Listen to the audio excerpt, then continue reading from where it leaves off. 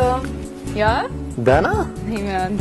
בוא תספר לי קצת על הנחלה. ההורים שלי רכשו את החווה הזאת לפני 30 שנה, כחלק מרעיון להקים פה איזשהו בית ספר לילדים עם פיגור קל. איך הוא נולד השם הזה? כשהורים רכשו את השטח, היה צריך להגיד, אני נמצא בה, אני עובד בה. ולפני 8 שנים החלטנו לשתף גם אנשים אחרים. איך אתם יכולים לעזור לי לקראת האירוע שלי? אנחנו כאן מציעים בנחלה עסקת חבילה פנטסטית, שמציגה את הגן, את קייטרינג עלי דפנה, שהוא קייטרינג הבית שלנו כבר 6 שנים.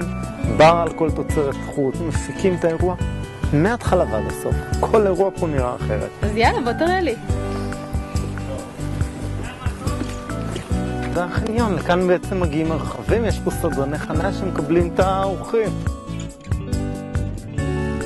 קבלת הפנים בעצם נערכת בשני מפלסים, במפלס הזה ובכל האזור של הדשא שסביב לבריכה. כמה אנשים יכולים להיות כאן? בין 300 ל-600.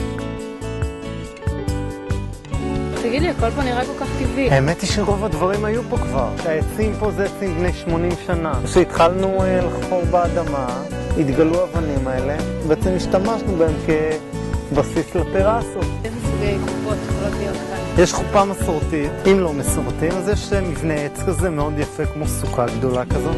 שביל חופה ארוך לבן מאוד יפה. כיסאות פה שמסודרים משני הצדדים. הבריכה הזאת למעשה זה בריכת הגירה. יש לנו פה באר, שממנה בעצם אנחנו שואבים מים ומשקים את כל החווה הזאת. רגע, פה בבריכה בעצם אפשר לעשות כל מיני סוגים של עיצובים. כל אירוע לפי הבחירה הספציפית של הזוג. בריכה זה לנוי, או שבאמת בסוף האירוע, תחילת האירוע, אנחנו כולם בתוך המים, כולל חתן כיתה? את הסוף אני משאיר פתוח. אז מה זאת הרחבה הזו? זאת רחבת הריקודים, זה המקום הכי מרכזי. יש פה גשר תאורה מוחשב גם בצד הזה וגם בצד הזה.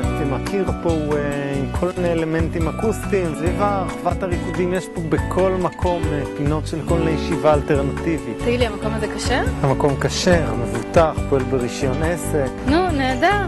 נחלה, מקום נהדר להתנחל בו. אני כבר מרגישה חלק מהמשפחה. באמת? כן. יופי. אתה מלווה אותי? וזו שאלה.